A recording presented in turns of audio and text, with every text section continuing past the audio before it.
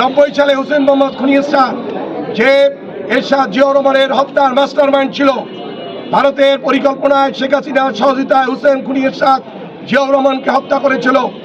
সেই খুনি এরশাদ পরবর্তী 9 বছর জিয়া পরিবার অনেক নির্যাতন করেছে।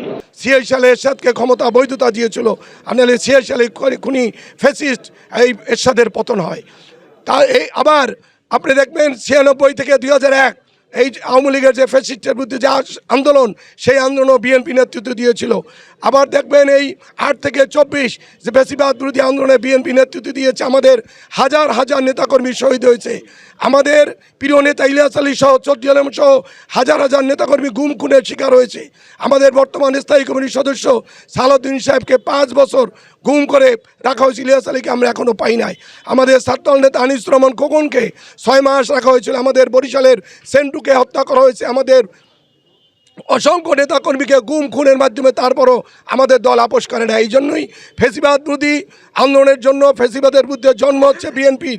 বাংলাদেশে যতবার নিরপেক্ষ নির্বাচন হবে ততবার এই জন্য বিএনপি ক্ষমতা। সংহতি দিবসে যখন তাকে গ্রেপ্তার করে হত্যার ষড়যন্ত্র করেছিল, আল্লাহর রহমতে ফেরেশতার মাধ্যমে তিনি তাকে উদ্ধার করে বাংলাদেশকে তিনি সিপাহী জনতার বিপ্লবের মাধ্যমে, সিপাহী জনতা ভাই ভাই একটি স্লোগানের মাধ্যমে জিয়াউর রহমান ক্ষমতায় এসেছিলেন।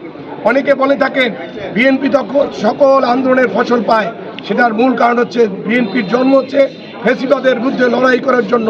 পৃথিবীর শ্রেষ্ঠ ফ্যাসিবাদ ছিল 80 দশকের শেখ মুজিব। শেখ মুজিবের পতনের জন্য, শেখ মুজিবের এই জালকাঠিতে এই নরসিংদীর আমাদের হেলাল ভাই অনেক দিন ডিটেনশনে ছিল। এই খুনি এরশাদের অত্যাচার নির্যাতনে আমাদের হাজার হাজার নেতাকর্মী, মাহবুবুল্লাহ বাবলু সহ হাজার হাজার নেতাকর্মী শহীদ হয়েছিল। তারপরও দেশনেত্রী বেগম খালেদা জিয়া এই হোসেন মোহাম্মদ খুনি এরশাদের সাথে আপোষ করে নাই। সকল রাজনৈতিক দল 86 নির্বাচনে অংশগ্রহণ করেছিল, বিএনপি অংশগ্রহণ করে নাই। দেশনেত্রী বলেছিল কোনো স্বৈরাচারের সাথে আপোষ নাই।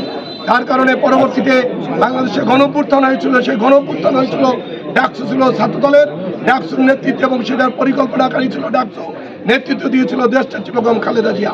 যখন শহীদ মিনারে 22 দলের একটি সমাবেশ ছিল, র্যালি ছিল, এই ফ্যাসিস্ট হাসিনা সেই র্যালিতে অংশগ্রহণ করে নাই।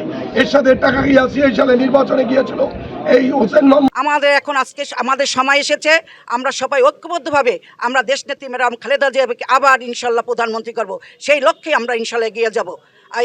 এই সরকারকে, জালেম সরকারকে কেউ পছন্দ করে না, ইনশাল্লাহ করবেও না। জান্নাতুল ফেরদৌস যাতে আল্লাহ পাক কবুল করেন এটা কামনা করে, এবং ওনার গোটা পরিবার আল্লাহ পাক যেন জান্নাতবাসী করে, যারা মরহুম হয়েছেন জান্নাতবাসী করেন, এবং যারা জীবিত আছেন ওনাদেরকে আল্লাহ পাক যাতে সুস্থ এবং সুন্দরভাবে হেফাজত করেন।